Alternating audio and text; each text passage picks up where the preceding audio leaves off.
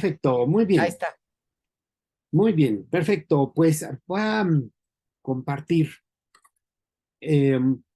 lo que se está, una panorámica en donde voy a tratar de plantear pues la importancia de lo que es la familia y un contexto de políticas de control de población, pues que no van en un sentido de apoyo, de auténtico apoyo a la familia. Bueno, quiero empezar por la parte de la familia en sí misma, compartir cómo la dimensión social de la familia es sumamente importante, tanto porque es la célula básica de la sociedad, y esto es así, pues desde que en el siglo IV antes de Cristo, la política de Aristóteles ubica de manera muy puntual que la ciudad no es otra cosa más que una familia de familias y, en resumen, pues que la política tiene que ayudar a las familias, si no está, no tiene sentido. Bueno, si nos vamos desde ahí, no voy a hacerles todo el recorrido de cómo se ha conceptualizado, pero la familia sigue siendo la primera unidad política en el sentido más integral y positivo de lo que es política, que es la coordinación de esfuerzos para bien común. La familia es ese primer lugar, esa primera comunidad, esa primera célula en donde los miembros se coordinan para el bien común, pues de su familia, ¿no? Y de ahí se van conectando con los demás. También se puede conceptualizar como un útero comunitario, es decir, el útero protege, alimenta, nutre al bebé. Bueno, pues, ¿qué hace la familia con sus miembros? Pues precisamente protección y desarrollo. Y por lo tanto, esto de manera muy puntual y en historia del derecho es algo fascinante, es sujeto de derechos y obligaciones, porque es fuente de sociabilidad y civismo. Y aquí, pues me detengo nada más un momento. Cuando uno estudia derecho romano, uno ubica que la palabra matriz, matrix, ¿no? Es la fuente para la noción de matrimonio, ¿no? Y esto es por justo lo que estoy comentando ahorita, la proyección de lo que hace la matriz de la mujer con respecto a la nueva vida es lo que hace la familia con respecto a sus miembros. Y no hay familia si no hay matriz preñada por un nuevo ser. Entonces, la noción misma de institución matrimonial pues tiene que ver con eso. Y cuando uno estudia esto desde lo que fue el Imperio Romano, pues uno encuentra una beta fascinante de historia, de reflexiones y de sentido común a lo largo pues de ese tiempo y cómo se ha venido dando después. La antropología de la familia nos marca tres cosas que son importantísimas para ver lo que es la parte o sí, para conceptualizar al ser humano desde una visión ecológica, por ejemplo, cuál es el hábitat natural del ser humano, pues es la familia. Y esto es así por tres cosas importantes, por su complementariedad, por su estabilidad y por su trascendencia. Entonces, el primer ámbito de encuentro del ser humano en donde se va dando esas tres características importantísimas, pues es la familia. Hay, por ejemplo, para hablar de complementariedad, pues estamos hablando que genética, biológica, psicológica y hasta espiritualmente, el ser humano varón está hecho para el ser humano mujer y el ser humano mujer está hecho para el ser humano varón, es decir, que son, como diría Roberto Carlos, cóncavos y convexos. Es decir, que embonamos no por casualidad, sino por diseño. Y cuando uno analiza, pues desde lo eh, fisiológico, pues vemos que ese embonamiento implica una maravilla de datos. Bueno, cuando uno analiza, por ejemplo, lo que es un beso, ¿no? Ver todo lo que sucede en el organismo y en el cerebro masculino y en el organismo y el cerebro femenino, y todo lo que implica ese intercambio, uf, te da para unas reflexiones, pero enormes, ¿no? Ya ni qué hablar de cómo esto implica unos apegos mutuos que están ordenados para lo que es esa complementariedad hombre y mujer, que al integrarse generan un vínculo, pero ese vínculo además es fructífero. Y entonces se trasciende el hombre en la mujer en el hombre, y se da esa integración con estas características de exclusividad, de permanencia, en donde el hombre se trasciende en la mujer se trasciende en la mujer, y ambos se trascienden en los hijos. Y esto pues es una cosa muy importante a ubicar. También por otro lado, tenemos que ubicar que la familia pues es ese lugar en donde se da esa complementariedad que da lugar a esa transmisión de la vida. Y ahí se da algo bien importante: la solidaridad natural, próxima, cercana, de lo que es la generación que procrea con la generación procreada. Y este vínculo se da tanto para lo que es la alimentación y cuidados básicos, como para lo que es el espacio de la estabilidad, la socialización. Es el espacio educativo por excelencia. Todos los estudios del desarrollo psicológico del ser humano nos indican cómo los tiempos de mayor aprendizaje se dan entre lo que es el tiempo de la gestación, los 9 meses, y los primeros 5 años. O sea, uno creería que uno aprende cuando va a la escuela, ¿no? Y sí, claro, aprendes. Pero cuando uno analiza el cerebro, cuando uno analiza la plasticidad y cuando uno ubica todo este grandísimo proceso de aprendizaje, uno ve que esta parte se da en esos 9 meses y en esos primeros 5 años de una manera espectacular. ¿Y dónde se da? Pues en el contacto con el padre, la madre, y si hay hermanitos, pues hermanitos. Entonces hay una correlación de un binomio fundamental que es familia y sociedad. Puede darse esta interrelación con unos círculos que pueden ser virtuosos. Entonces, si tú en la familia, pues obviamente, pues además de hacer la tarea, el hombre y la mujer, y vienen los hijos, además le echas ganas pues para educarlos de la mejor manera, pues le vas a brindar a la sociedad una contribución muy específica, que entre otras cosas son nuevos buenos ciudadanos. Bueno, también se puede dar una buena respuesta desde lo social hacia la familia. Cuando, por ejemplo, un gobernante le echa ganas y pone alumbrado público para que no se den zonas de inseguridad, cuando ponen seguridad y policía que efectivamente cuidan a las personas para que pues estén bien con su familia, su propiedad, su trabajo y así.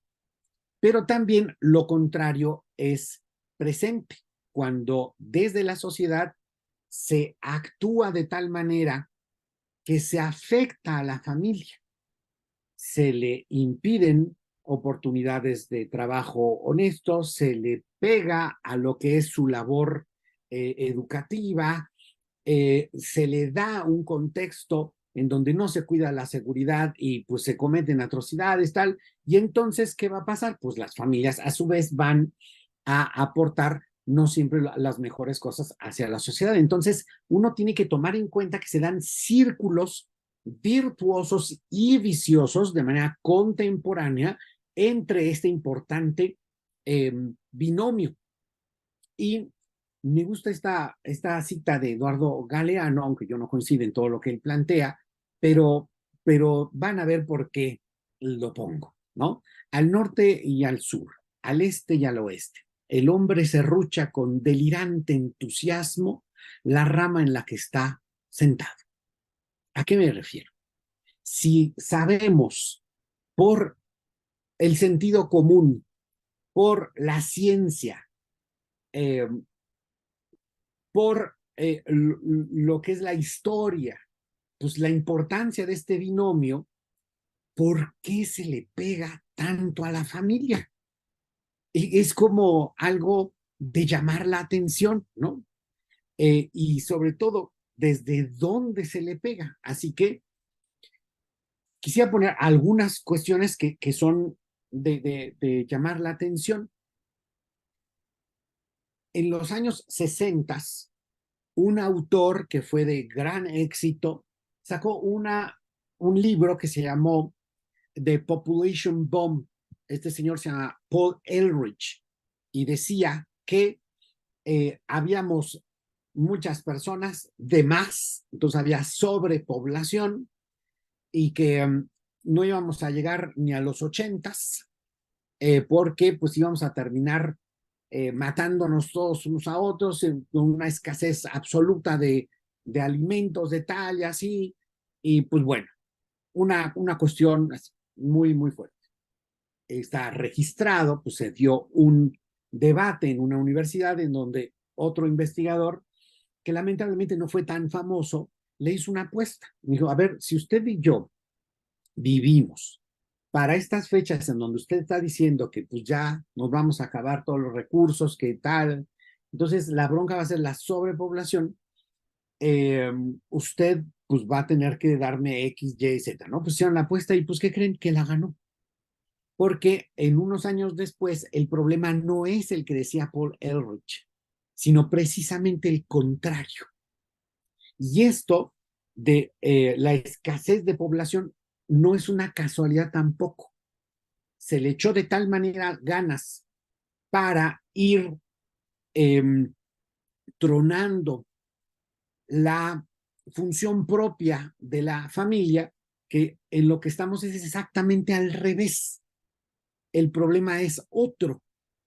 Se buscan bebés, dice esta revista que apoyó con tremendo entusiasmo y esfuerzo las políticas de control de la población para que pues no se diera ese escenario terrible y entonces la noción misma de sobrepoblación es muy problemática.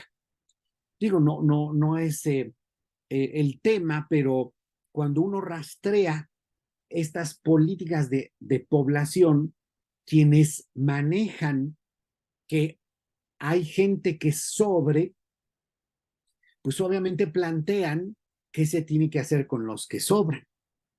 Y para esto, los gobiernos totalitarios por antonomasia, que es la Unión Soviética y el régimen nazi, son los regímenes que plantearon estas políticas de una manera súper drástica. La Unión Soviética, al darse cuenta de que estaba mermando de una manera impresionante su población, tuvo que revertir. Y esto es interesantísimo. Pero la Unión Soviética no fue la primera en meter esto. El primer régimen que le echó ganas de una manera más fuerte y dura fue el régimen nazi alemán. Pero el régimen nazi pues no le dio tiempo para revertirlo porque pues perdió la guerra, gracias a Dios, ¿no? Pero sí es de llamar la atención porque deberíamos de haber hecho como mundo, como humanidad, pues lección pues de estas cuestiones que pasaron. Por ejemplo, cuando uno analiza de manera puntual, históricamente, ¿no? Con libros extraordinarios que hacen el recuento puntual de no solo cómo llegó al poder, sino qué hizo desde el poder el régimen nazi, pues uno se da cuenta de cómo atacó a la familia, pero con ganas. Lo mismo que el régimen soviético. En ese sentido, tanto el nacionalsocialismo como el socialismo soviético fueron muy, muy en paralelo, muy, muy en sintonía con la cuestión de eh, aniquilar, disolver ese vínculo fundamental de procreadores y procreados para entrar como regímenes derechito a controlar la población por la vía natal, de natalidad, pero también controlar la población por la vía de la ideologización y de la toma de posesión de los hijos. Entonces, pues bueno, ya no abordo más por la cuestión de lo que son el fenómeno de las cunas vacías, pero pues esto llegó a un punto muy interesante. Yo, por tanto responsabilidades públicas, gubernamentales y después por liderazgo en organizaciones de la sociedad civil, he podido asistir de manera continua a lo que es la Commission on Population and Development de Naciones Unidas. Y entonces me ha tocado ver con estos ojitos, oír con estas orejitas de manera directa, pues varias cuestiones que me llaman muchísimo la atención. Voy a poner un caso en específico. Lo que fue la fifth session de la Commission on Population and Development, que le llamaron Changing Population Age Structures and Sustainable Development. Y ahí me di cuenta de una contradicción, pero mayúscula. Fíjense, ahí en Naciones Unidas, ahí en el piso de abajo, se tiene por un lado el pleno, donde están los embajadores de los países en la sesión, y en los dos salones contiguos y en el de enfrente se tienen sesiones pues de expertos que organizan diversos países. Bueno, pues ahí me tocó estar en en uno de estos salones en donde expertos daban lo que es ¿cómo le llaman? Approach de las cuentas nacionales. National Count Approach, para analizar pues la cuestión demográfica y dar su punto de vista del tiempo en que se está viviendo. Entonces, insisto, esto fue en el 2017. Y entonces cuando uno ve lo que es el National Count Approach, uno tiene que atender lo que son los tres grandes rubros poblacionales, ¿no? Lo que puede llamarse la infancia, lo que se puede llamar la adultez, que esto implica desde los jóvenes ya adultos, la adultez en plenitud, y el tercer rubro, lo que ya son los viejitos. A esto se le llama primera edad, segunda edad y tercera edad. Entonces, con los expertos ahí, había como pues claridad en el asunto. Miren, y se las transmito. Cuando uno se pregunta, una nación, si quiere tener viabilidad, pues tiene que ubicar cuál de estas tres edades pues es clave para el desarrollo sostenible en el tiempo. Pues es muy claro que en términos de economía política, uno puede definir la primera edad como aquellos que, pues por ser bebés, infantes, consumen más de lo que producen. La segunda edad se puede definir porque se produce más de lo que se consume. Y la tercera, porque paulatinamente regresa a ser, en la mayoría de los casos, una edad en donde consumes más de lo que produces. Por lo tanto, cuando uno ve dónde se genera la riqueza y por qué y a dónde se dirige, pues puedes ver que es la segunda edad, es decir, los económicamente activos en términos de que producen más de lo que consumen, los que generan la riqueza. Y adivinen qué, cuando uno analiza por qué produce la mayor parte de la gente y hacia dónde lo dirige, ¿qué creen? La familia resulta ser el punto clave. ¿Por qué? Porque cuando tú estás trabajando y chambeando, en muchos casos es porque estás echándole ganas, por un lado, para sacar adelante a tus hijos, y por el otro lado, porque estás atendiendo a tus padres. Ese es lo lógico, es lo normal. Ok. Con las políticas de población en su 50 aniversario en la Comisión de Población y Desarrollo de Naciones Unidas, los expertos están diciendo, oigan, la regaron y bien gacho. Sus políticas de población han ido a golpear lo que es la familia, a golpear lo que es la natalidad, y ¿qué creen? que la pirámide poblacional en muchos de los países, cuando debería de estar en un plano, digamos, sano, es que la base es amplia y el vértice es menos. Es decir, que tiene que haber más niños, porque de esos pues van a irse muriendo algunos así, va a haber un rubro de adultos y menos viejitos. Y en este ciclo, la economía política te dice cómo esos que están llegando a ser económicamente activos para producir más de lo que consumen, vienen de ser niños, no vienen de la nada, no te nacen adultos activos económicamente. Y por lo tanto, cuando tú haces un planteamiento tan puntual como las pensiones, pues ¿de dónde crees que salen las pensiones? Pues de los económicamente activos.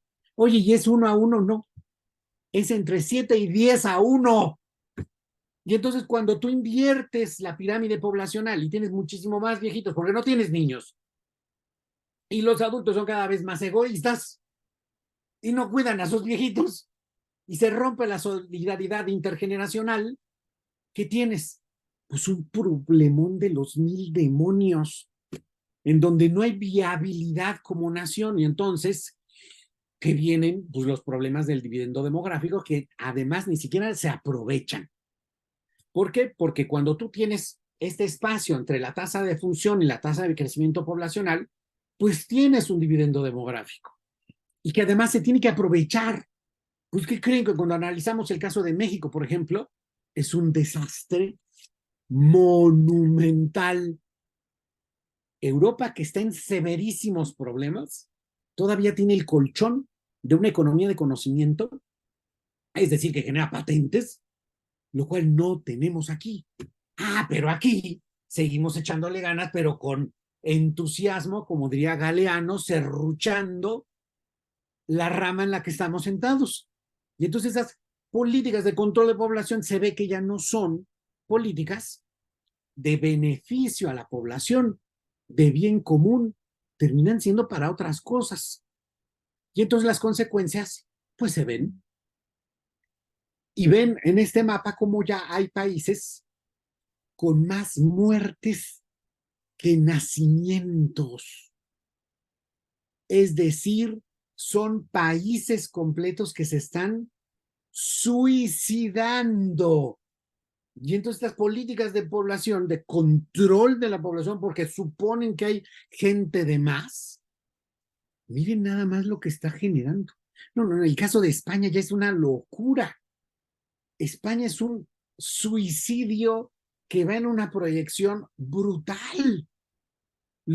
Ya se cruzaron las gráficas, ya se cruzaron. Cada año mueren más españoles que los que nacen.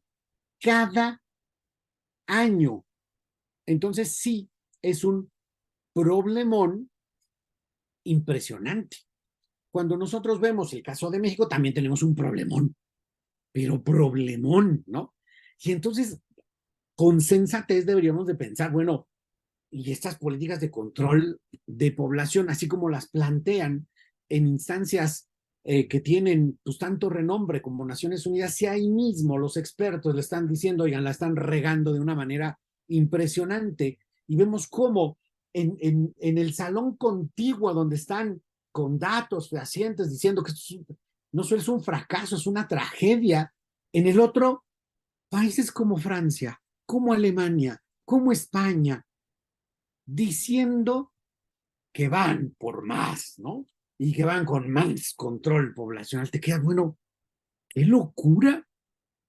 Entonces, vemos cómo, en el caso como México, pues ya se están cruzando, no todavía la de funciones y natalidad, sino la de uniones libres y matrimonios. ¿Y por qué es relevante ubicar esto? Porque la que sigue es la otra. La que sigue es la otra. Entonces, las tendencias no son positivas para el país, ¿no? Si vemos políticas con respecto a la población y nos ponemos a ver, por ejemplo, el caso Acapulco, es un desastre. Si nos ponemos a ver Acapulco nada más, se supone que pues si nada más hubiera cuestión de tomar en cuenta un flujo de inversión de afuera hacia el Estado, pues eso tendría que estar wow. Pues resulta que no, en donde tienes todavía un porcentaje tan alto como el 10% de habitantes que no tienen acceso al agua potable. Estamos hablando de Acapulco, no de Guerrero en general, es Acapulco, ¿no? Y vemos un ataque a la familia tan brutal que a mí me duele muchísimo que sea uno de los 3 destinos más grandes de prostitución infantil a nivel mundial. Cuando me tocó ser diputado, fui presidente de algo que se llama el Consejo de Política Soberana, que tiene que ver la cuestión de seguridad nacional y defensa nacional. Y entonces me mandan a Europa, a la cumbre contra el cybercrime, y resulta que en ese momento el gobierno mexicano ni siquiera tenía una unidad de cybercrime. Y entonces empiezan a hablar cómo, pues agarraron a toda una red impresionante de personas que estaban en el negocio de la peor explotación sexual infantil, ¿no? Y por un acto concreto de una violación videograbada y transmitida en vivo a todas pues, las terribles personas pues, que se deleitan con eso y pagan por eso, en Alemania agarraron a todos los principales transmisores, a todos, ¿no? Y resulta que de otros países de Europa también los agarraron, y resulta que de Estados Unidos también agarraron a otros, pero en el lugar en donde cometieron esta atrocidad, que fue abusar sexualmente de un bebé hasta matarlo, resulta que eso se dio en Acapulco. Y en Acapulco, ¿saben a cuántos agarraron? A ninguno, ni uno solo. Entonces, cuando nosotros vemos cómo se manejan autoridades, instancias de seguridad, presupuestos, y no se cuida a los menores de edad, no se protege a los menores de edad, no se apoya a los padres para que cuiden a sus hijos, y es más, se promueve desde instancias gubernamentales elementos que ayudan o promueven el abuso, es una cuestión terrible. Ya ni para qué les cuento de lo que se ve aquí en el Estado de México con respecto a una política de casas, ¿no? Entonces le metieron quién sabe cuánto dinero, pero sin analizar, sin entender cuál era la dinámica de las familias, del apoyo de los padres a los hijos. No, no, no. Vamos a gastar dinero construyendo casas. Y entonces en el Estado de México tenemos fraccionamientos y fraccionamientos completamente abandonados por la falta de sentido común, de investigación, de definición del problema. Y claro, no se resuelve. Cuando vemos, por ejemplo, la cuestión de estos 4 casos de sicarios, ¿no? Que me encantaría explicar cada uno de ellos a detalle, pero pues no lo haré por cuestión de tiempo. Pero veamos, estamos hablando de uno que es mexiquense, esquina superior izquierda, ¿no? El Tocayito. Empezó su dinámica criminal a los 15 años. Y esquina superior derecha, el Teo, en Baja California, en Tijuana. Empezó su carrera criminal a los 16 años. Esquina inferior izquierda, el Pozolero. Inició a los 17 años. Esquina inferior derecha, la Barbie, con una acción en la Ciudad de México, desde Lomas Virreyes, donde pasó su infancia, y después hacer el mandamás en Acapulco, Guerrero. Ese empezó más chico. A los 13 años ya está involucrado en crimen organizado. Bueno, cuando vemos la trayectoria y por qué estos se metieron a lo que se metieron, fue por rupturas familiares. Fue por una no conexión con los padres y esa función básica de educar a los hijos, y desde muy chicos se metieron en eso. A ver, nada más para que vean, el Teo, el de Baja California Sur, que además lo agarraron joven, tiene en su haber casi 600 asesinatos ligados a él. 600. O sea, eso es como el pozolero, que son como 100 menos, como 500. Pero el pozolero ya no les explico qué es lo que hace con sus víctimas, cuál era su chamba. Pero tiene que ver con el apodo. Bueno, los deshacía en ácido. 500. A ver, si alguien ha visto estos programas, estos canales de criminales en serie, ninguno le va a llegar a los tobillos a estos mexicanos, ¿no? Entonces, cuando uno se pone a ver, por ejemplo, Ciudad Juárez como caso, en verdad que es absurdo, pero absurdo pensar que es un fulanito matando, violando y matando mujeres, pero absurdo. Ahí de lo que se trata es de un fenómeno en donde tiene y mucho que ver cómo se asfixia, se daña de tal manera el ambiente que los niños tienen como modelo de referencia y aspiración a los criminales.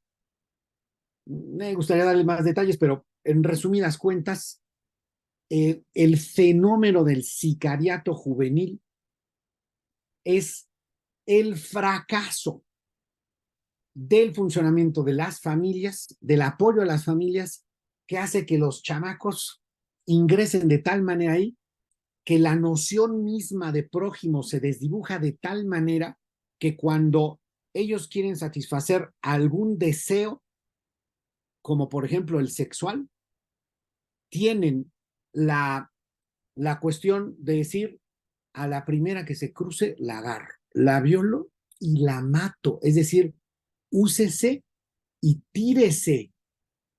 ¿Por qué? Porque si quedan vivas, te pueden demandar, ta, ta, ta. Y entonces fíjense qué tiene que existir en una ciudad como para que el pensamiento predominante sea que el deseo que tengo tiene que predominar de tal manera que todo lo demás se subordina a eso. Es una locura. Y uno podría pensar, bueno, ¿y dónde están pues, las autoridades, ¿no? Las familias. Es un fracaso social enorme. Y pues bueno, ¿desde dónde viene esto? México es uno de los países que peor trata la cuestión, por ejemplo, de la alimentación eh, de la madre por lactancia a sus hijos. Y cuando uno ve en cómo repercute eso, pues repercute un chorro. ¿Y qué es lo más sano para un niño? Que lo alimente su madre lo más que pueda. Y ya ni para qué les explico todos los detalles, pero es muchísimo lo que implica. Ah, bueno, pues el chiste es que no captamos todavía en México y en muchos otros lados, pues lo importante que es eso, el vínculo entre la mujer madre y su hijo. Y cuando nosotros nos ponemos a ver, y esto es un ejemplo, porque es en todos lados, es más, los más recientes estudios que les podría aducir, que son muy, muy recientes, es decir, de este año, todos van en el mismo sentido. ¿A qué se le considera lo más importante? A la familia y por mucho, por encima del trabajo, la religión, los amigos, el tiempo libre, la política. ¿Cuál es la organización que más confianza te da? La familia. ¿Cuál es la instancia de donde más recibes apoyo? La familia. Y los gobiernos y la cultura pegándole lo más duro a la familia. Es un contrasentido. Pongamos algunos ejemplos que, pues por algunas razones me tocó, pues como que analizar de lo que ha pasado este año, nada más este año, ¿eh? Veamos. En febrero 5 se dan los premios de los Grammys. Y los Grammys es un evento, como ustedes saben, global, que se transmite en vivo a millones de personas y su repercusión va dándose a lo largo de todos los meses, durante todo el año, hasta que llega lo siguiente. Es el evento culmen global con respecto a la música. Por lo tanto, no estamos hablando de nada menor, es un evento de espectáculo de primer nivel. Y entonces deciden poner como su promoción principal de cara a lo que va a ser el evento principal a un señor como Sam Smith y una persona que es Kim Petras. Sam Smith, que solía ser un cantante de música romántica, ya saben, chico conoce a chica y se enamoran, con una voz melódica, pasa a decir que pues no, que pues siempre no es hombre, ahora es mujer. Y después a decir, no, pues no soy mujer, ahora deseo ser cualquier cosa y de manera pues, sucesiva o simultánea, es decir, soy primero no binario y después de género fluido. Y lo convierten en el centro de la campaña teaser, es decir, la campaña previa, y viene el espectáculo, ¿no? Entonces, la campaña teaser se enfocó a la temática de estos dos personajes, pero llevando la batuta Sam Smith, y me llama la atención cómo manejaron esto, la CBS, que es la plataforma de comunicación y espectáculos que hospedó esto y que lo lanzó a todo el mundo, en donde manejaron el evento como un acto de adoración. Sí, escucharon bien y como leen bien, adoración. La adoración que va a llevar a cabo Sam Smith como si fuese un ministro de culto, nada más que global. Y cuando uno se pone a ver el evento, pues tú dices, ay, güey, y pasó, ¿no? Sí lo hicieron como un acto de adoración, lo hicieron pues a lo grande, a lo bruto, ¿no? Y eh, con un stage en donde, pues para quienes pues tenemos que estudiar algunas cosas de estas, pues vemos que no les faltó nada, metieron todo. Y entonces uno se pone a ver que en el evento la hizo de ministro de culto, ¿no? El Sam Smith, y pusieron como, eh, eh, pues ahora sí que literalmente chivo expiatorio, es decir, la persona a sacrificar dentro de una jaula y resulta que es el Kim Petras, ¿no?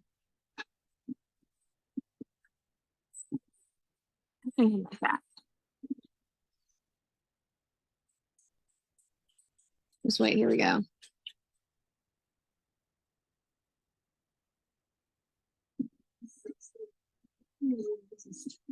Oh, good. Y entonces en el momento culmen de los Grammys, en el show central, en donde hacen este acto, como ellos le llaman, de adoración, la hace de ministro de género fluido y tienen como pues parte de a sacrificar a Kim Petras, pero algo que me llama la atención es que en ese momento, el central de todo el evento, sale una empresa como Pfizer a orgullosamente decir que es quien ha patrocinado todo el evento. Y te quedas, ah, hijo, Pfizer. Y cuando uno eh, se pregunta, ¿qué onda con Pfizer, no? ¿Qué relación hay con esto? Pues mucha, mucha, porque resulta que Pfizer es el principal laboratorio para proveer de los productos que están alrededor de lo que promovieron ahí.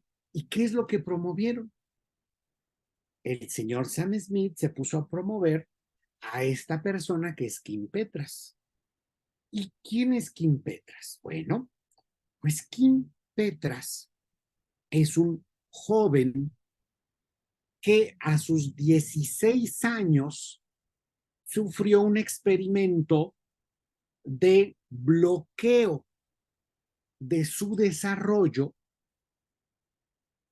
con la promesa de que le iban a cambiar de sexo. Entonces, hay que ubicar que la sustancia activa que promueve Pfizer para bloquear el desarrollo de un adolescente es la misma que se utiliza para castrar químicamente a los violadores reincidentes en varios estados de los Estados Unidos. ¡Ay, chirrión! Y bueno, después, ¿qué le hicieron a este pobre joven? Le dieron unos cócteles Molotov de hormonización cruzada. Es decir, cuando uno es hombre, pues su cuerpo naturalmente va desarrollándose y a este pobre joven adolescente le bloquean el crecimiento haciéndole un daño de salud terrible.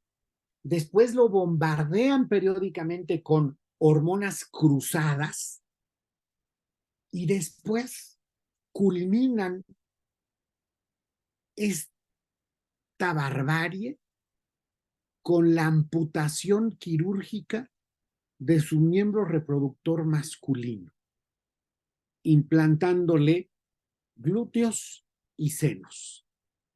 Y claro, le hacen una promoción para decir que ya no es hombre, sino que es mujer, y lo ponen a participar en concursos de Alemania y obviamente hacen que gane. Después lo ponen a participar en el Eurovision, que es el concurso de talentos nuevos de toda Europa, y ponen que lo gane. Y entonces, ¿qué le faltaba? Pues ya tenía Alemania, ya tenía Europa, pues ahora tenía que ser global.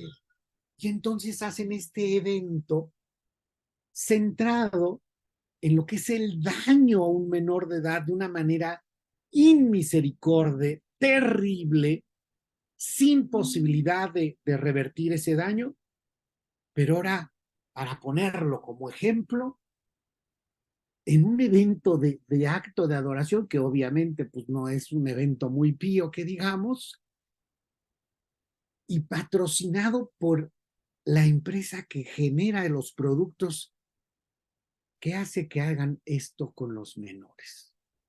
¡Wow! Sí está cañón. Y claro, ganan el premio. Sam Smith pone el ejemplazo de Kim Petras, por supuesto, le ordena a los asistentes que se pongan de pie para aplaudir, y la canción con la que ganan se llama Unholy, es decir, todo lo contrario a lo sagrado. Y cuando uno se pone a tratar de entender esta canción, es como si una persona le relata a un hijo las cosas non santas, o sea, sacrílegas, que hace primero su padre y después su madre, ¿no? Es decir, es un monumento al daño a la familia, un monumento al daño a lo que es el vínculo de los padres con los hijos y un monumento de daño a lo que es el amputar, castrar, bloquear y dañar de manera repetida la salud de un menor de edad y poner eso como un ejemplazo. Cuando nos ponemos a ver, bueno, después llega los Óscares y en los Óscares ponen la película Everything Everywhere All at Once, que pues parece como en una primera instancia muy complicada porque es como el multiverso de DC o de Marvel y tal, pero como a mí me tocó analizarla en un viaje en avión desde México hasta Europa, pues tuve el tiempo como para checarla, ver, y pues la verdad es que no estaba tan complicada.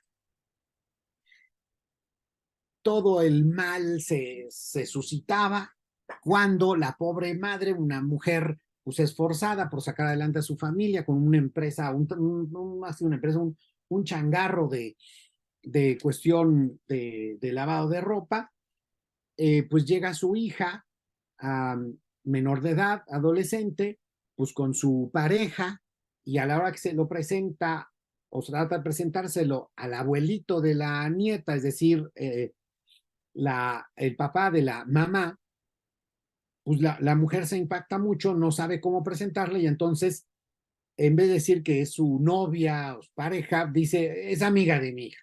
Y entonces todo el mal se suelta, todo es una cosa así terrible. Y claro, en términos de simbología, es muy importante ubicar cómo se refleja lo que es el mal. Para los que pues, sabemos pues, cosas básicas de religión, tanto hebraica como cristiana, sabemos que un templo tiene en la parte hebraica el Sancto Sanctorum detrás de unas cortinas o el Santísimo Sacramento en términos católicos.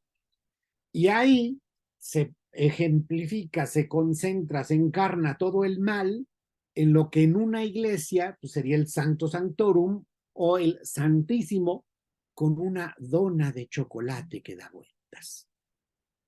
Obviamente vemos una cierta constante ahí, que no es cosa menor, porque también vimos este año cómo se dio. Fíjense, a mí, pues de chiquito, pues, me gustaba todavía a la fecha, pues las historias de Batman, ¿no? Y me encantaba ir por la historieta y verlo, y pues una cosa. Entonces, cuando hice un posgrado en Estados Unidos, en la UCSD, me di cuenta que estaba ahí la Comic Convention, que se da en San Diego. Pues yo estaba estudiando en la Universidad de California en San Diego. Y pues fui, y uno se da cuenta, pues que es un mega evento, o sea, una cosa grande, ¿no? Y pues ves más o menos cómo ese es la meca de los cómics y del mundo del espectáculo. Eso.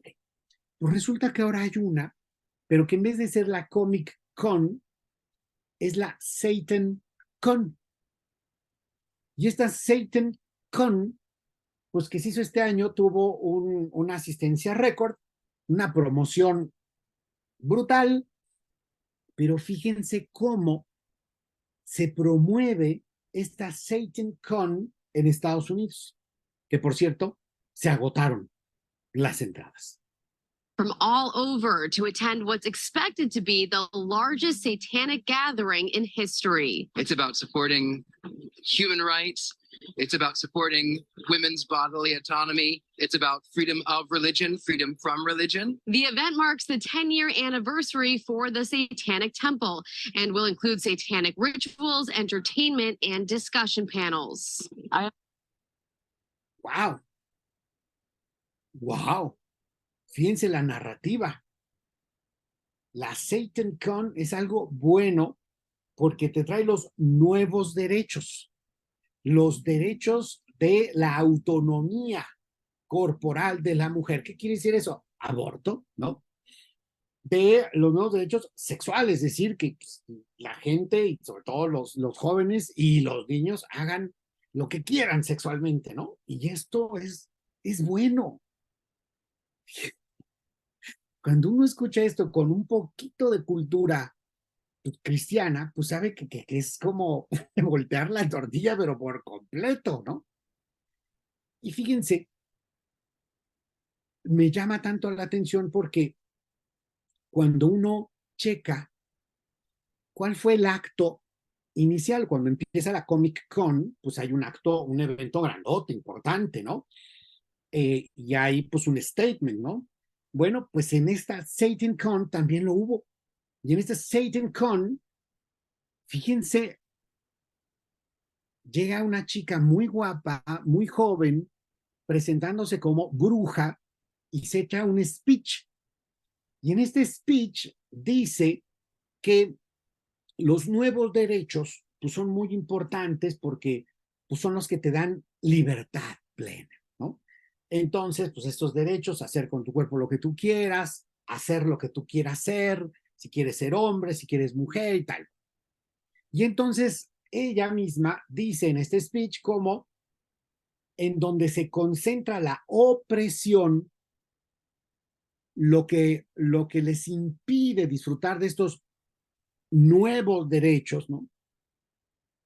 Se concentra en un libro. Y ese libro es la Biblia. Y entonces agarra una Biblia y fíjense lo que hace.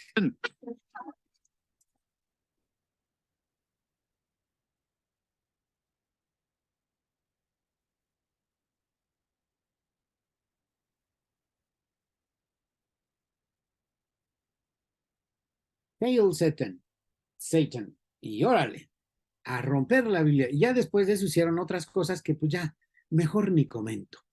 Pero es esa lógica, es esa narrativa, ¿no? Y me llamó la atención que también este mismísimo año,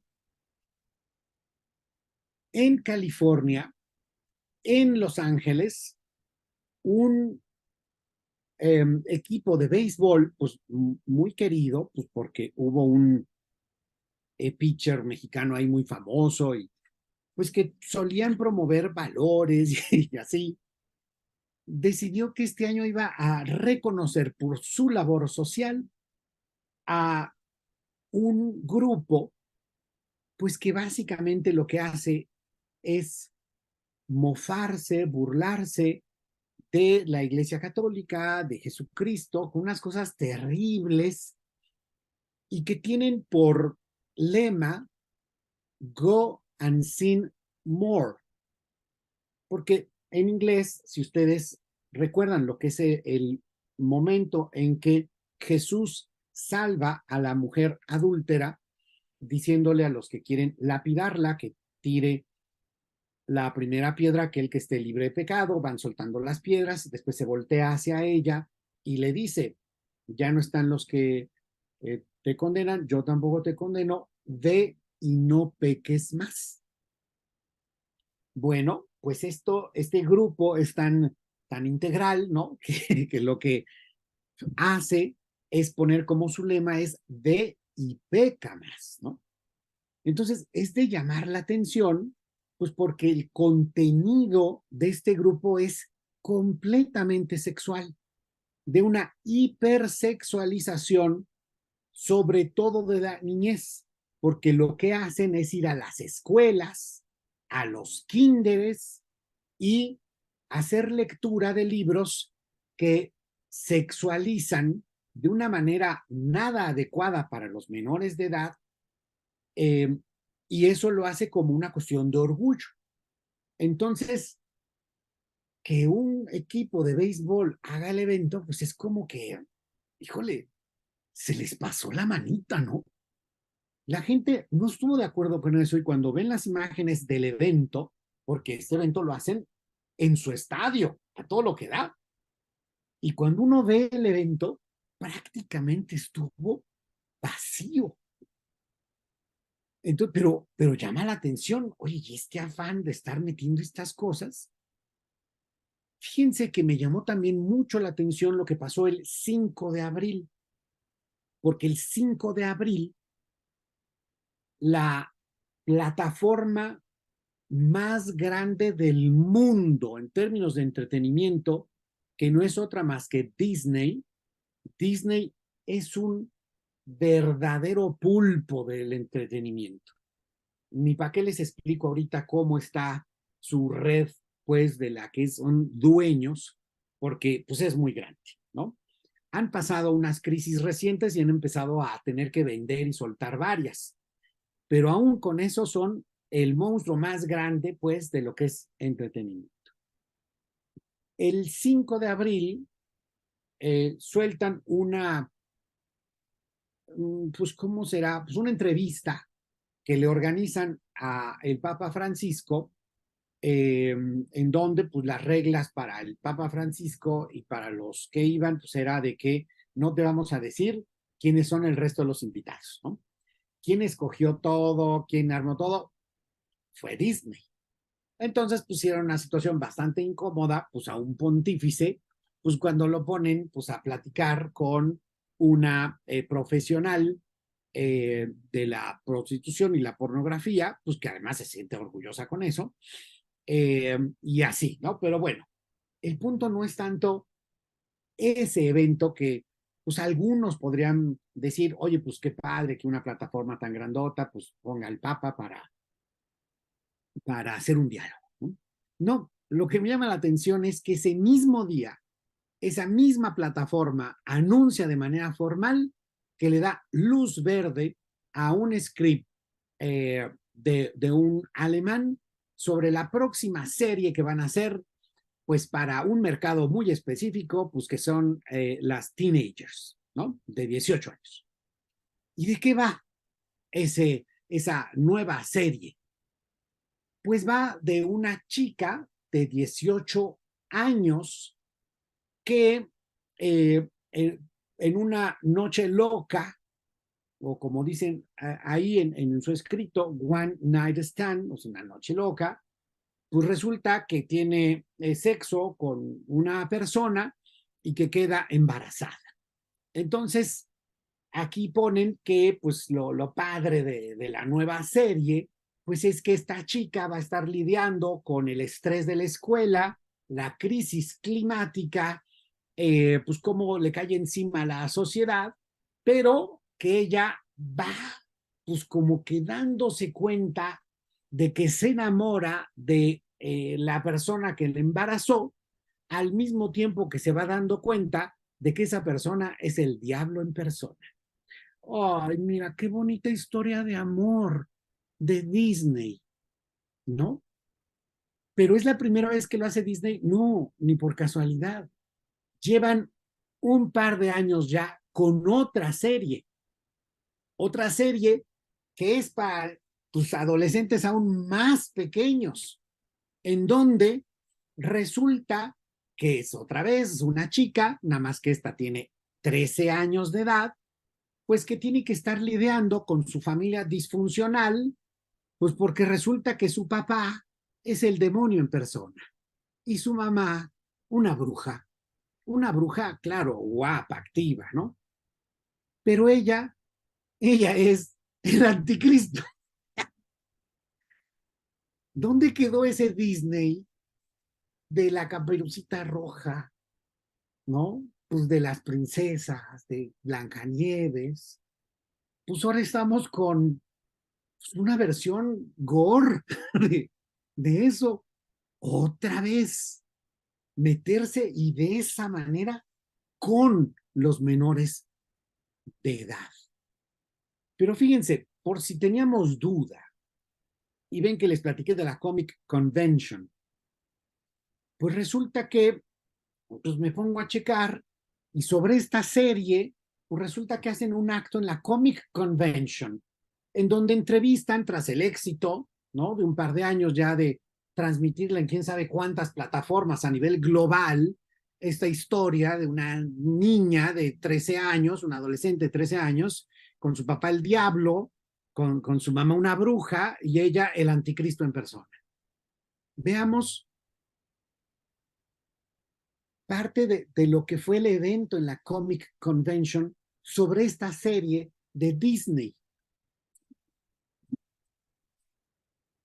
All right. Hello, my name is Caitlin Sinclair Chappelle with CBR. We are here at San Diego Comic-Con, and I am lucky to be joined by the cast and creators of Little Demon. Thank you guys so much for coming to talk with us today. Thanks for having us.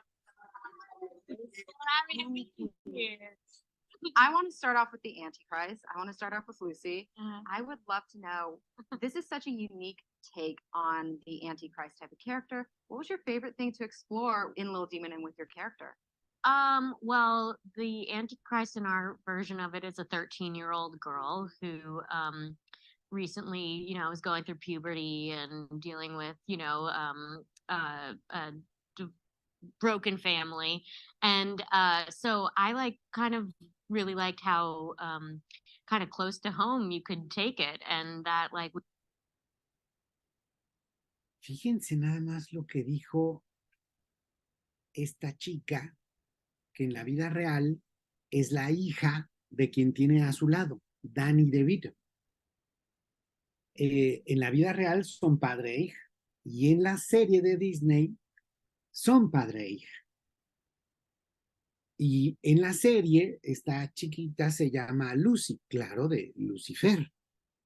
Pero fíjense, lo que más le llama la atención y le gusta es qué tan cerca de casa pueden llegar con esto. ¿Qué tan cerca de casa pueden llegar con esto? O sea, démonos cuenta que estamos hablando de la plataforma de espectáculos más grande del mundo. Y estamos hablando de un objetivo, un target de audiencia de 13 años de edad. Ahora fíjense,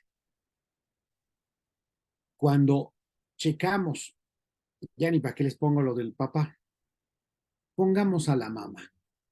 Aquí en esta misma Comic Convention le preguntan al artista que le da voz a la mamá.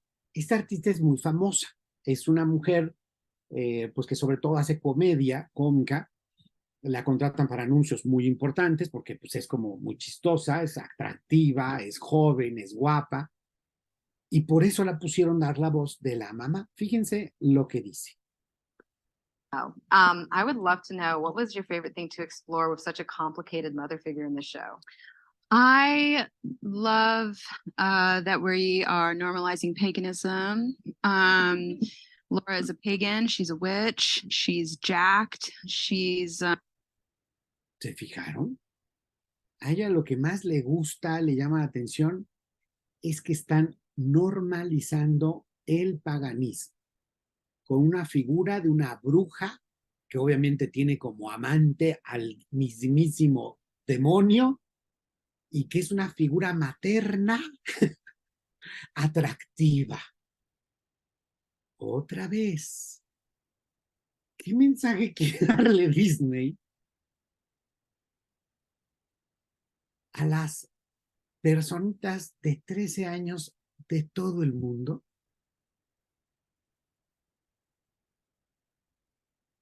Y entonces,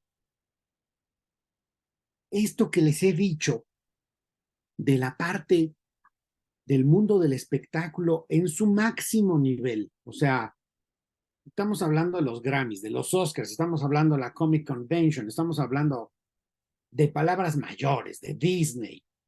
Bueno, ¿ustedes creen que esto no se refleja también en el ámbito político?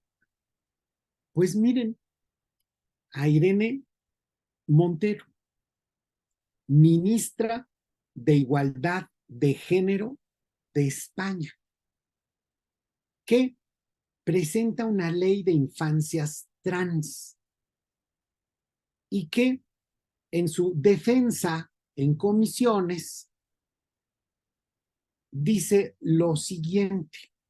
Sino para hablar de educación sexual, por ejemplo, que es un derecho de los niños y de las niñas, señoría, independientemente de quiénes sean sus familias, porque todos los niños, las niñas, les niñas de este país tienen derecho a conocer su propio cuerpo, a saber que ningún adulto puede tocar su cuerpo si ellos no quieren, y que eso es una forma de violencia.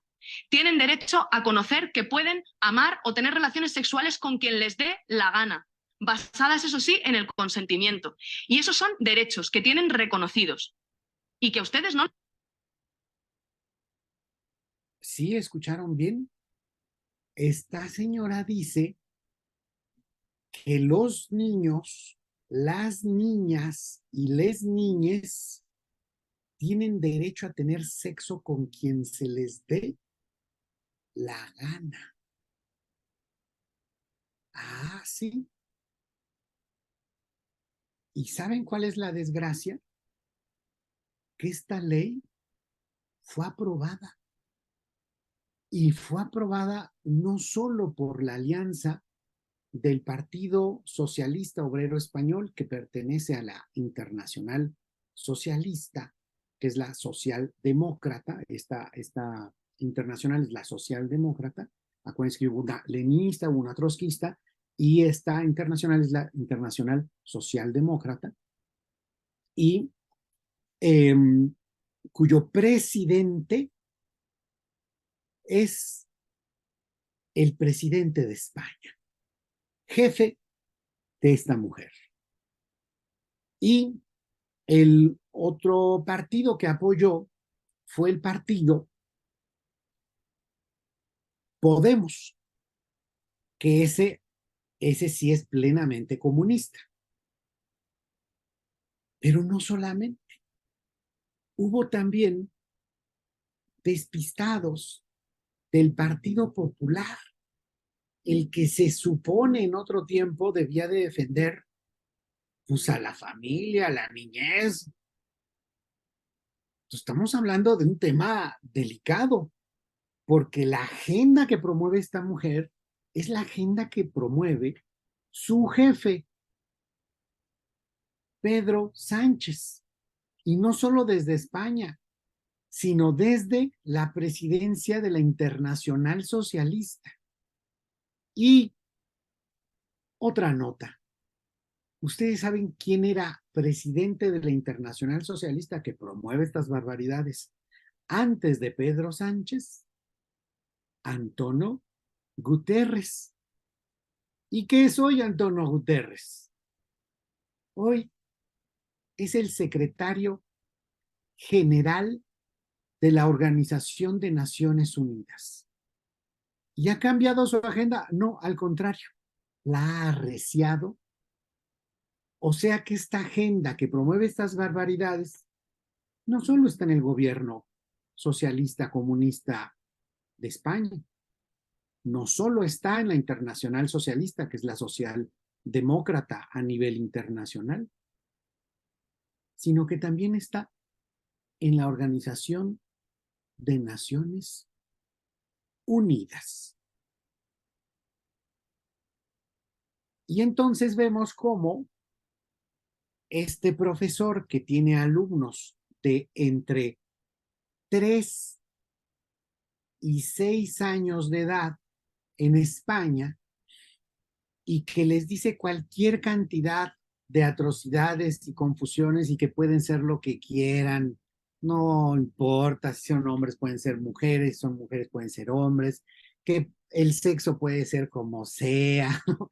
Y es más, que ellos tienen el derecho a tener sexo con quien les dé la gana, pues ya empoderado, vean lo que dice. Cuestionando que adoctrine a mis alumnos y alumnas en los ideales del feminismo, transinclusividad y demás. Os jodéis. La educación no es solo enseñar a sumar y restar, multiplicar, dividir, ni a leer y todo eso, sino también a diferencia de todos vosotros que criticáis esto, a ser unas personas funcionales para la sociedad y tener 2 dedos de frente que permita que todo el mundo pueda vivir en paz. O sea que si vosotros queréis enseñar a vuestros hijos a ser unos racistas, machistas, homófobos, transfobos, etc., etc., etc., tranquis, que yo voy a seguir enseñándoles todo lo contrario, os guste o no.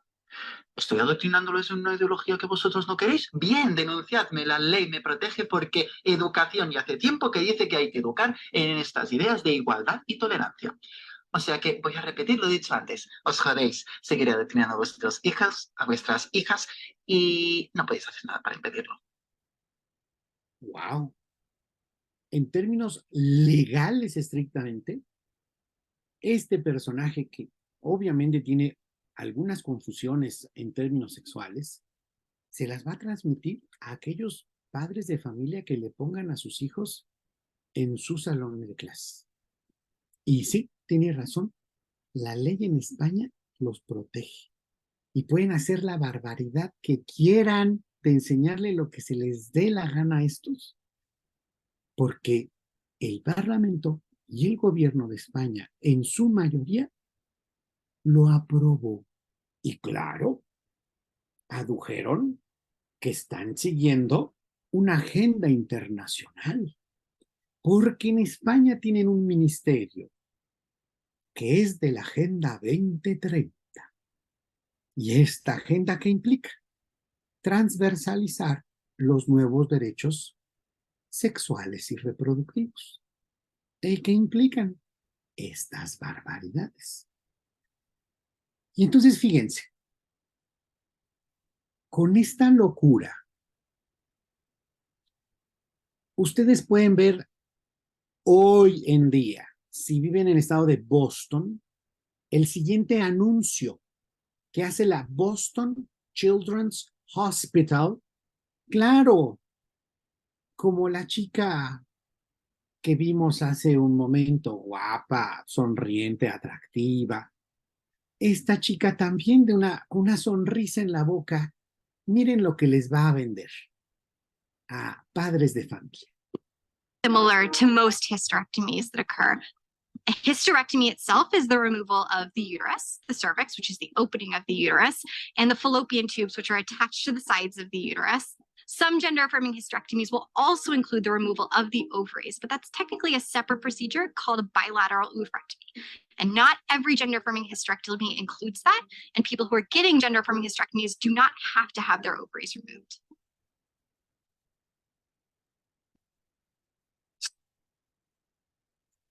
¡Wow! Esta chica, con una sonrisa, te está diciendo, tráeme a tus hijos, en específico en este anuncio, tráeme a tus hijas. Tráemelas, págame un dineral para que hagamos una carnicería con ellas y les amputemos el útero, la cervix, las trompas de falopio y si quieres hasta los ovarios. Porque esto es una cirugía de afirmación de género o de identidad sexual. No, esto no es afirmación de nada. Esto es una carnicería a los menores de edad y se lo están vendiendo a padres de familia para que además gasten un dineral para que mutilen a sus hijas. Obviamente, pues ya no les pongo el que es para varones, pero dicen prácticamente lo mismo. Con una sonrisa, tráeme a tu hijo y aquí lo castramos. Uf.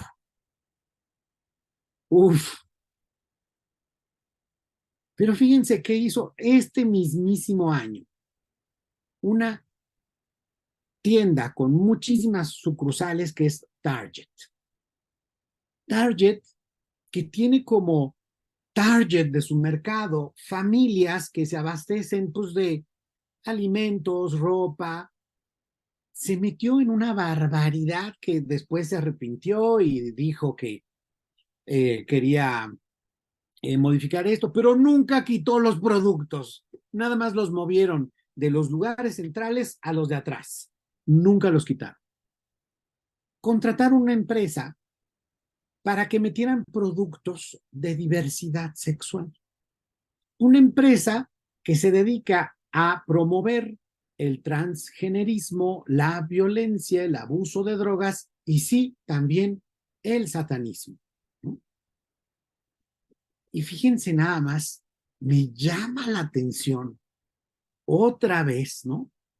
Aquí un producto para los niños, con colores pues, atractivos, pero el mensaje es Satan respects pronouns.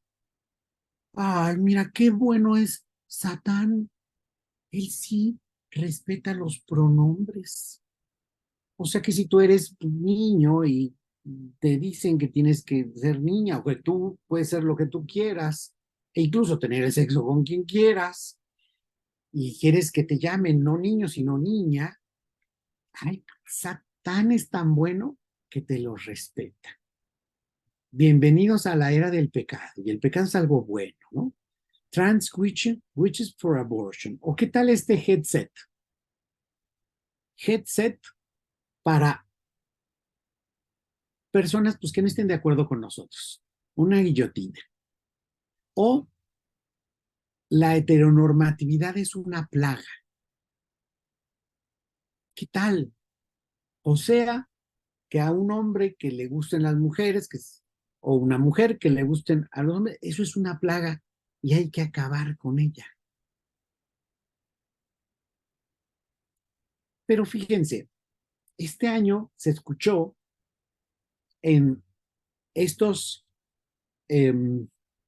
festivales, rallies o marchas de la diversidad, del orgullo LGBT y el más. Algunas consignas curiosas, veamos. Look at this video taken at a pride rally in Manhattan this weekend.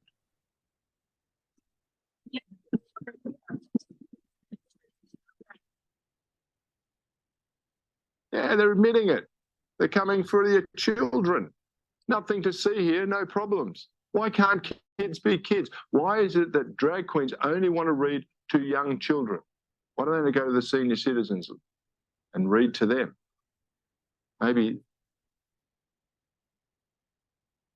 We're queer, we're here, we're coming for your children.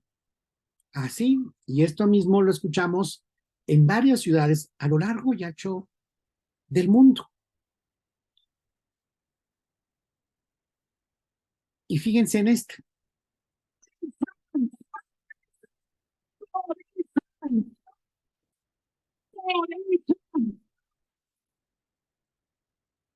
Así, ¿lo escucharon bien?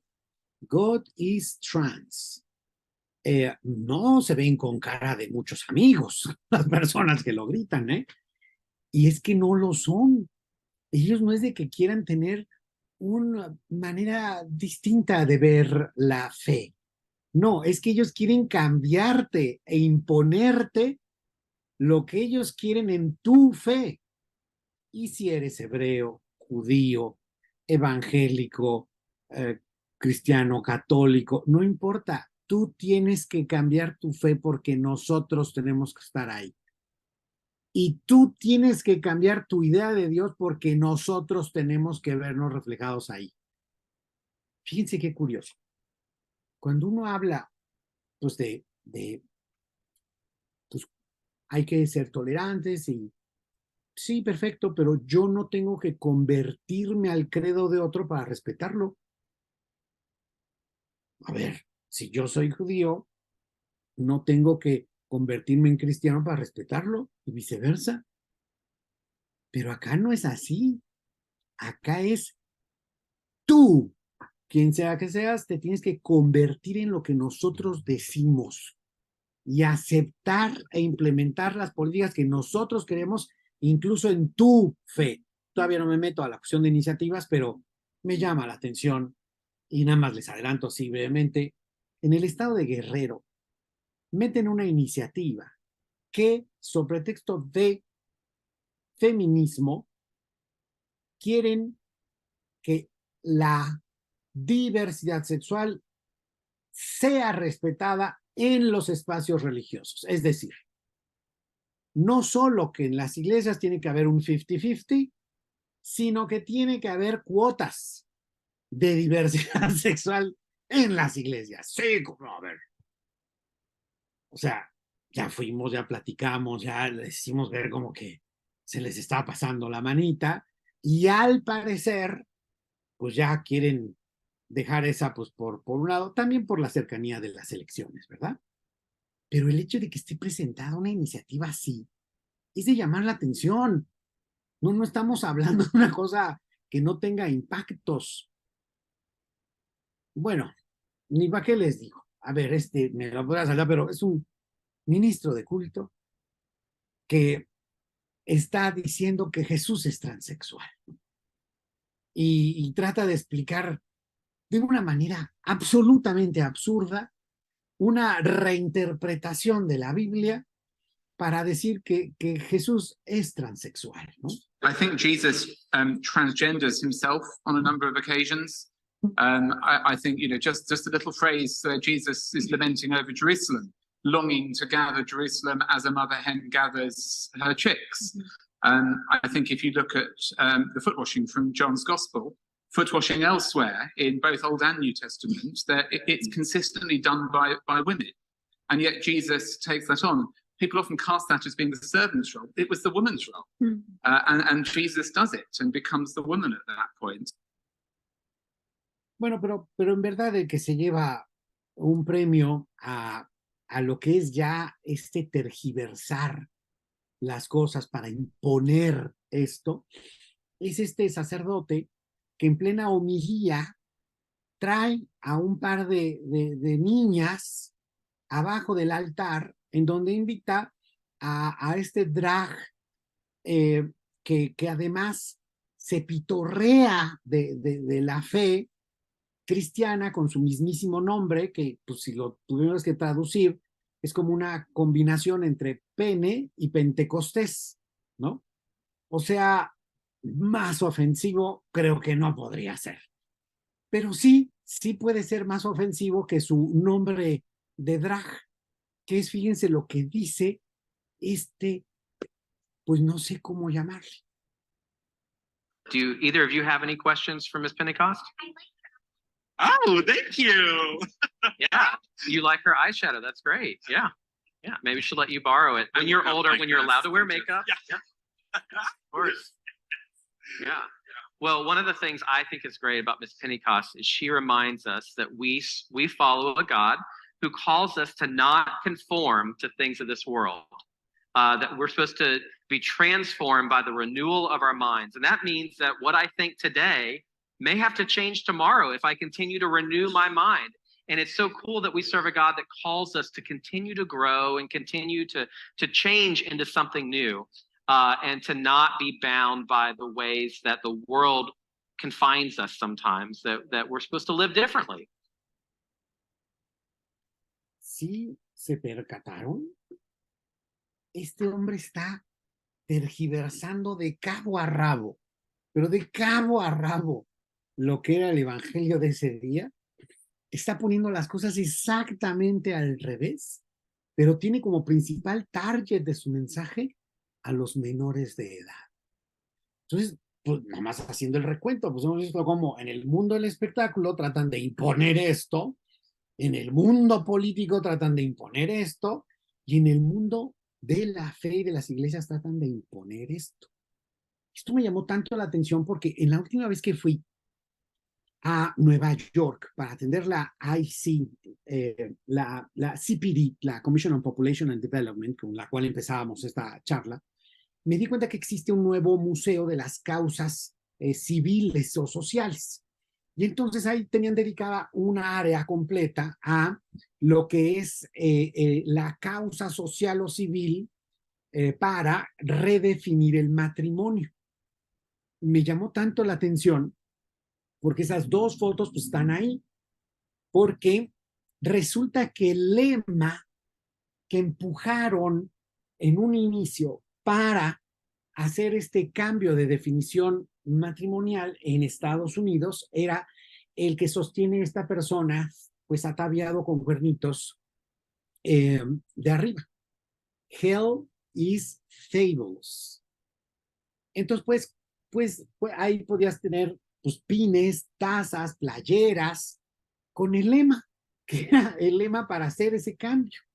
Me llama tanto la atención, o sea, como tuvo que llegar Obama para decirles, no, espérense, ahora sí vamos a hacerlo, pero tenemos que cambiar de lema, y les puso, ahora vamos a decir, love is love.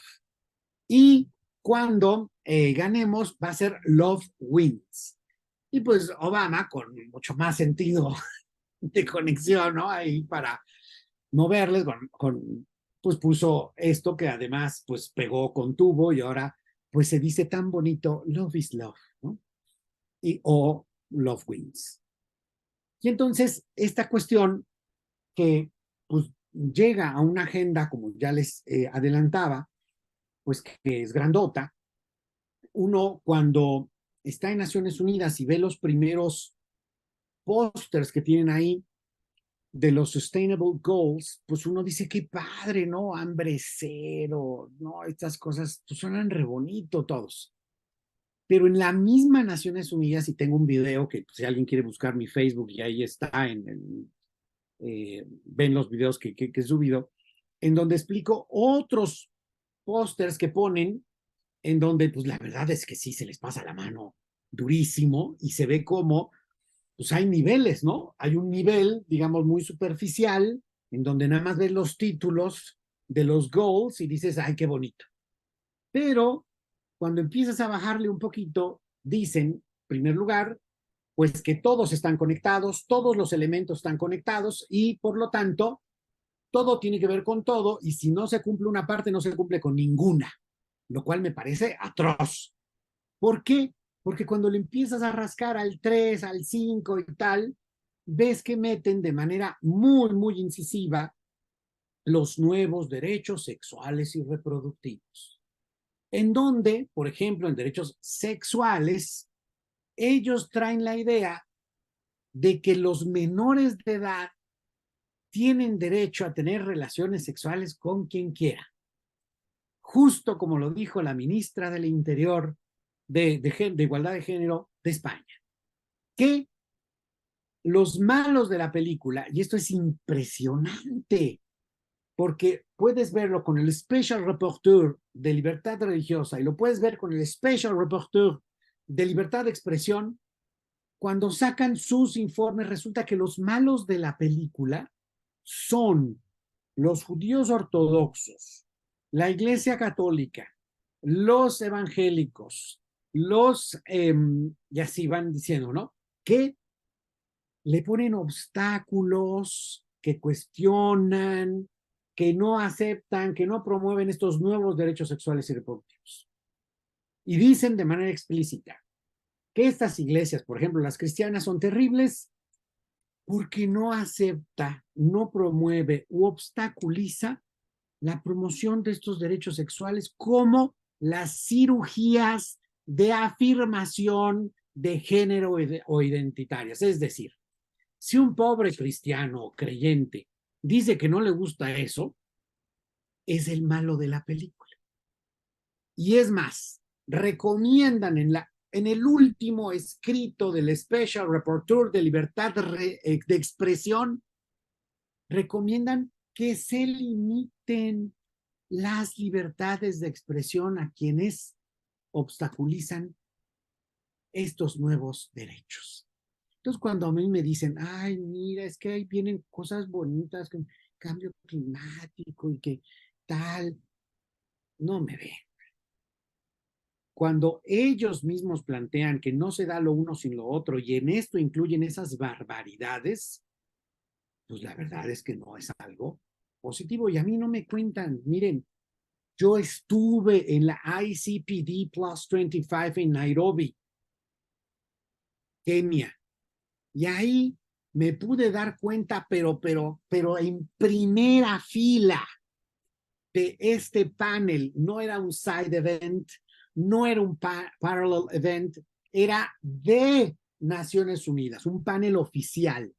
Y ahí yo escuché con mis oídos y mis ojos cómo la persona que ven en la primera columna, que es la cabeza de la Iglesia Nacional Reformada Sueca, que es arzobispa, lesbiana, casada y con adopción de menores, en asociación con su gobierno sueco, que son los aliados del Fondo de Población de Naciones Unidas, en un esfuerzo que llevan ya años, dijo esta señora, para quienes, ya sea por cultura o ya sea por fe, conocen lo que es la Biblia, tanto Antiguo Testamento como Nuevo Testamento, pues esta señora, yo además de filósofo, hice estudios de teología bíblica, esta señora dice pues que como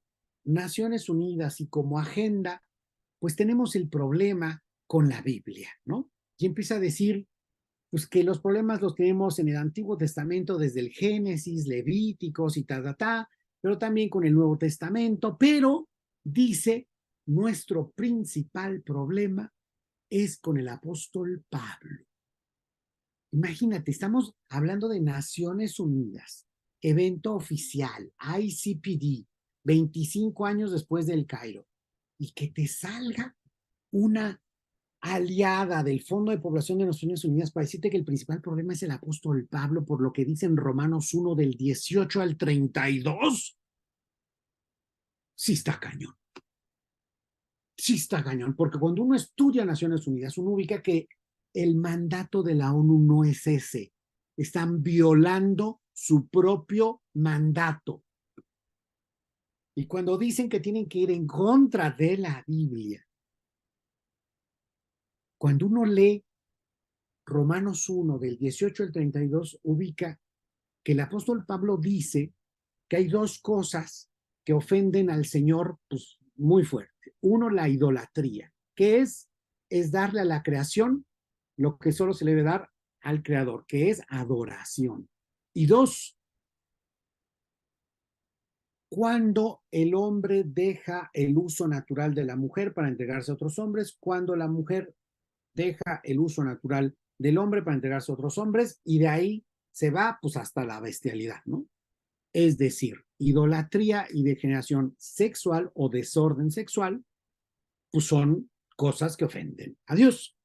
Y eso no lo hace desapegado del resto del Nuevo Testamento, no, lo hace en concordancia. Y esto no lo hace desapegado del Antiguo Testamento, no, lo hace en concordancia. Y que de Naciones Unidas te digan, esa es nuestra principal bronca. Y el que está en medio es un mexicano que se llama Carlos Tamés, que se dice pastor evangélico.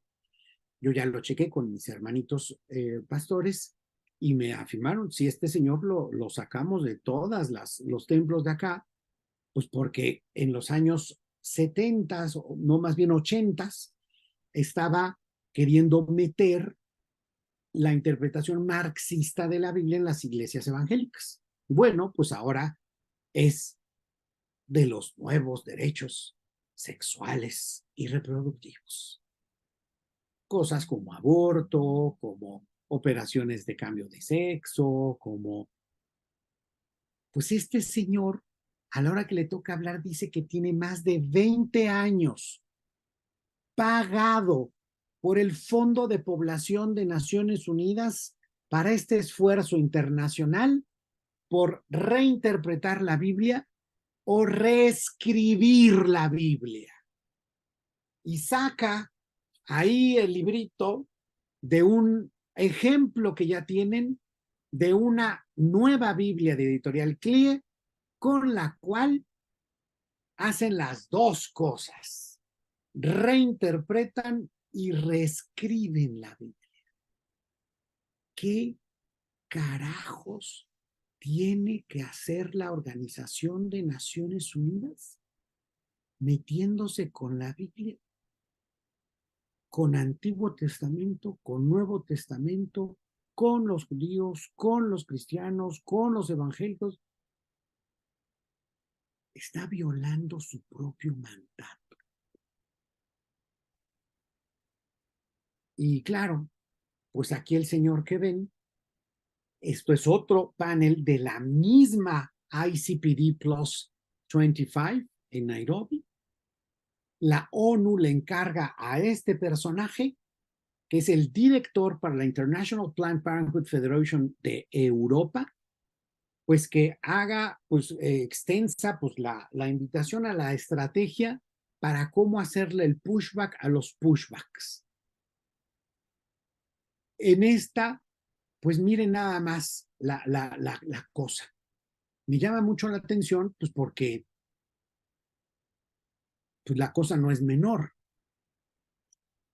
Dice este fulano que hay que detectar, neutralizar y criminalizar a quienes obstaculicen su agenda.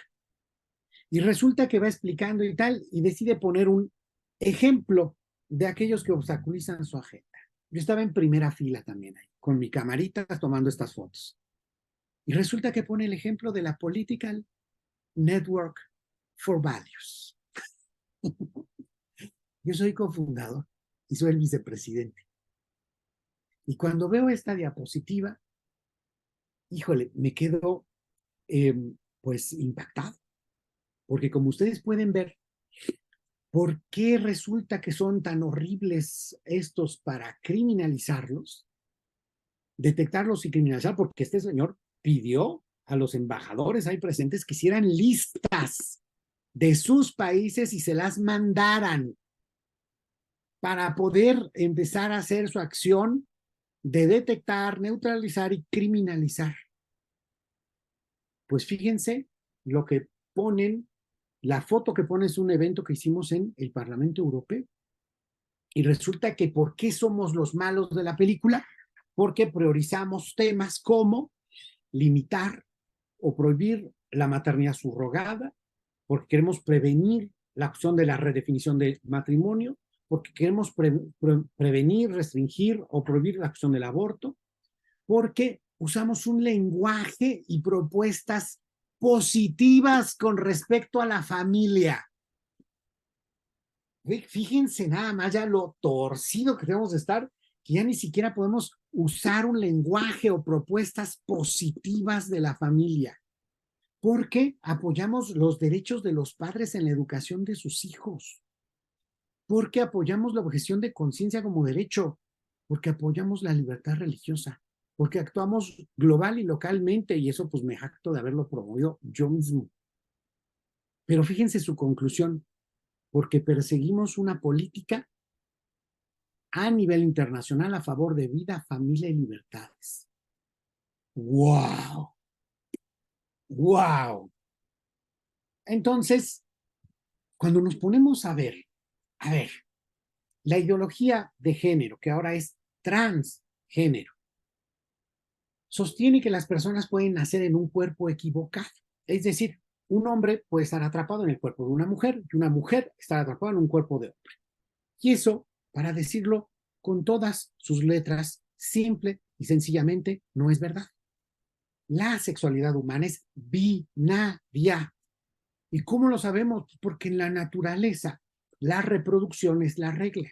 Y los seres humanos para reproducirse resulta que necesitan de la unión sexual complementaria entre un hombre y una mujer, es decir, de un ser humano cuyos cromosomas, no el largo de su cabello, no si usan falda, no. Todos sus cromosomas de todo su cuerpo son XY y del otro XX. Entonces, cuando hablamos de lo transgénero, estamos hablando no de un problema con el cuerpo, no es el cuerpo equivocado. Estamos hablando de un tema de pensamientos y sentimientos. Estamos hablando que los pensamientos o sentimientos de una persona que los va desarrollando a lo largo de su vida pueden estar fácticamente adecuados a la realidad o no corresponder con la realidad. Es decir, que pueden estar correctos o equivocados. Fíjense, la definición de disforia no es otra cosa más que la no correspondencia entre la autopercepción y la realidad sexual cromosomática que tiene. En términos muy claros, cuando nosotros como seres humanos queremos operar, funcionar con otros, poder caminar, ver, trabajar, partimos de algo muy sencillo que es la verdad. La verdad es la adecuación de la mente con la realidad. Y cuando estamos hablando de disforia, estamos hablando de la no adecuación de la mente, la autopercepción, con tu realidad corpórea. No solo hay disforia de género. La disforia corporal también implica cuando una persona cree que es muy gorda o incluso obesa, cuando en realidad se está quedando en los huesos y está dañando su cuerpo de una manera muy fuerte. Cuando llega una persona con esa disforia, con sus padres o algún amigo, pues vamos a ayudarte. Y te llevo con un profesional que pueda ayudarte. Y entonces es un proceso para que pueda adecuar su autopercepción con su realidad. Y su realidad, en muchos de estos casos, es un cuerpo que necesita no menos, sino más alimentos, que normalmente a partir de un trauma o en algunos casos por una cuestión de una influencia de algún amiguito, alguna amiguita que le transmiten esto, pues entonces esta persona cree que está muy gordo y entonces es enflacar, y de hecho las personas se mueren si no las atienden bien. Bueno, cuando hay una disforia con respecto a tu género, pues si se lo dices a tus padres, a un amigo, pues lo normal es que te pudieran ayudar a un profesional a este respecto. Pero cuando estamos hablando del pensamiento que se está haciendo dominante e impositivo a nivel global, con instancias tan potentes como la Organización de Naciones Unidas o tu mismo gobierno, como es el caso de España, o el que fue en Alemania, o el que fue en Francia, o el que es en algunos estados de la Unión Norteamericana, pero no de todo el país, tú ves que quieren convertir la disforia en fuente de derecho. ¿Se acuerdan de lo que comentamos hace rato? Si tú quieres convertir el propio deseo en la norma máxima, pues entonces lo demás se tiene que adecuar a tu propio deseo, lo cual es un despropósito en términos de política pública. Y sobre todo si lo aplicamos a los menores de edad. Entonces, eso nos debería de preocupar y bastante, porque, pues bueno, pues si es una cosa. Me voy muy rápido ya porque creo que ya tenemos poco tiempo, ¿verdad, Vero? Entonces, miren, doy algunos puntos muy concretos para ya ir cerrando.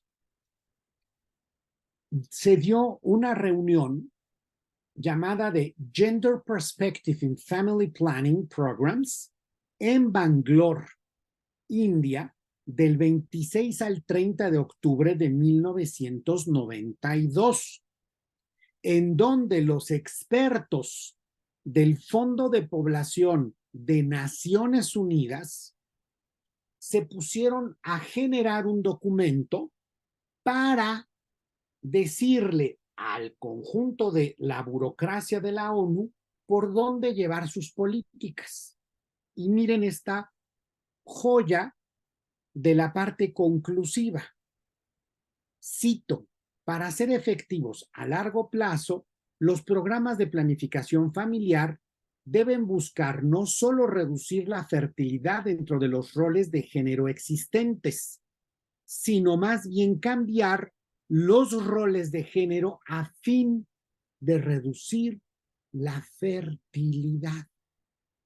Y cuando tú ves, y les propongo, quien quiera hacerlo, meterse a cualquier buscador en internet y poner free and equal, y van a ver lo que les sale. Un campañón global de Naciones Unidas diciendo que los LGBT y lo demás rights are the human rights, con contenidos estratégicos para redefinir la institución matrimonial y promover lo que podemos llamar la ideología de la confusión de género desde Naciones Unidas, utilizando los recursos que por vía de impuestos dan los diversos países miembros de la ONU. ¿Con qué mandato? ¿Bajo qué fundamento? Ninguno. Y de hecho violentando sus documentos básicos. Cuando nos ponemos a ver esto, que ya no se los repito, pero lo que dijo Irene Montero, pues a mí sí me preocupa porque... Sino para hablar de educación sexual. Lo que veo en México de repente es esto. Ven aquí tal cual a la señora Irene Montero, que viene a México, a la Ciudad de México este año, para crear juntas con, aquí vean, aquí está Irene Montero, aquí está Claudia Sheinbaum en sus funciones de jefa de gobierno de la Ciudad de México.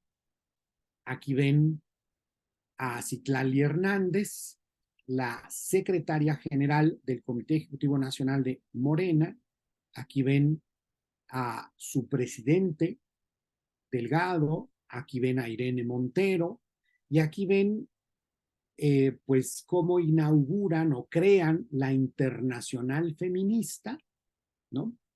De un feminismo anticapitalista, aquí ya no se ve, pero es antipatriarcal y tal.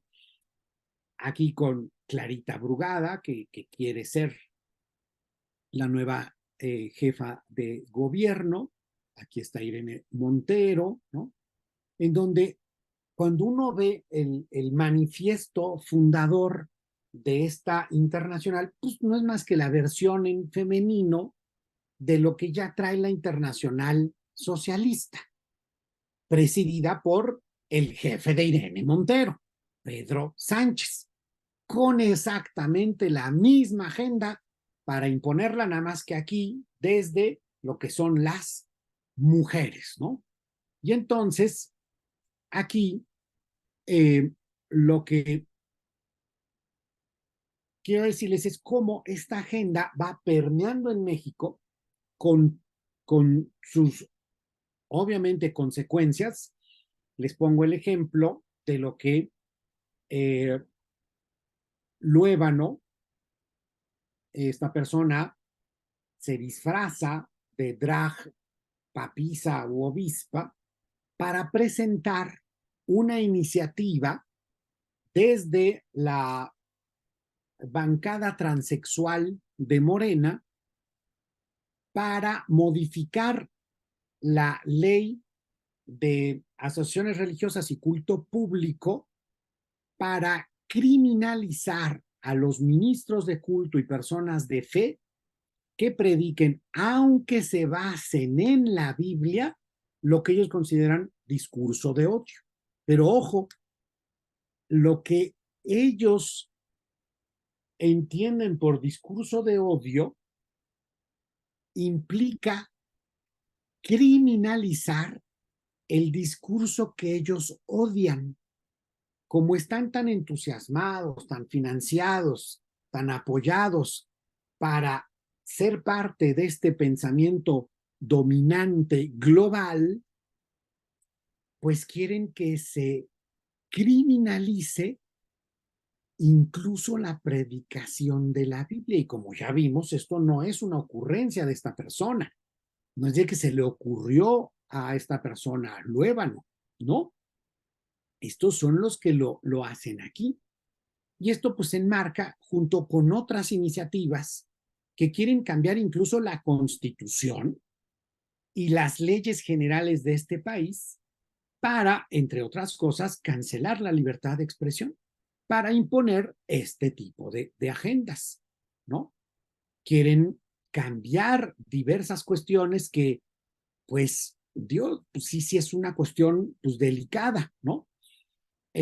Meter todas estas políticas de control poblacional que van para allá, y de eso también implica la nueva escuela mexicana, que ni es nueva, ni es escuela, ni es para la educación de los mexicanos.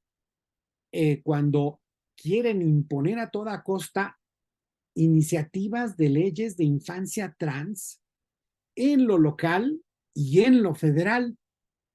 Y eso, pues la verdad tenemos que agradecerle por su sinceridad a Olga Sánchez Cordero, que sí lo dijo desde antes de que entraran a gobierno, a diferencia del actual presidente, que utilizó otra narrativa durante 18 años de campaña para llegar a la presidencia. Una vez que llegaron, metieron otra, pero la que sí fue sincera fue esta mujer, que dijo que la agenda iba a ser la democratización de la familia, es decir, aborto para los más pequeños, eutanasia para la tercera edad, matrimonios del mismo sexo e ideología de género, y drogas para todos.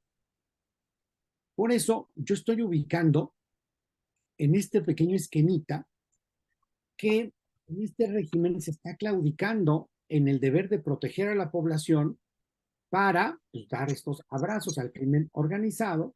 En varios estados ya es evidente la subordinación al crimen organizado, y al mismo tiempo no inventar ellos, porque no son los originales, esto vemos que viene de ligas más grandes, pero inventar para México y la legislación mexicana los nuevos derechos que no son derechos y que no están en la Constitución, pues que implican eliminación de población y cancelación de libertades. Esto implica, en términos concretos, subordinarse a intereses y agendas extranjeras de control poblacional. Y ahí, pues, pasan 4 tragedias. Uno, que cancelando, por ejemplo, la libertad de expresión, como lo están haciendo, van desmantelando la democracia. Se va perdiendo la soberanía. Se va afianzando y expandiendo la cultura de la muerte, la corrupción y el crimen. y se va sumiendo a la población en pobreza, ignorancia, ideologización y restricción de libertades. Y esto, nada más para terminar, porque podría detallar más en varias cosas, pero sí quisiera pues decir algunas cosas claves, pues que tenemos que echarle ganas con la familia, defenderla por su importancia, porque si no protegemos, si no apoyamos la familia, el ser humano se vuelve más vulnerable y más sujeto a gobiernos pues, de talante totalitario. Necesitamos redescubrir el valor de la familia, destinarle apoyos, políticas públicas adecuadas. Los derechos humanos no solo deben referirse a autonomías corporales como las que mencionan,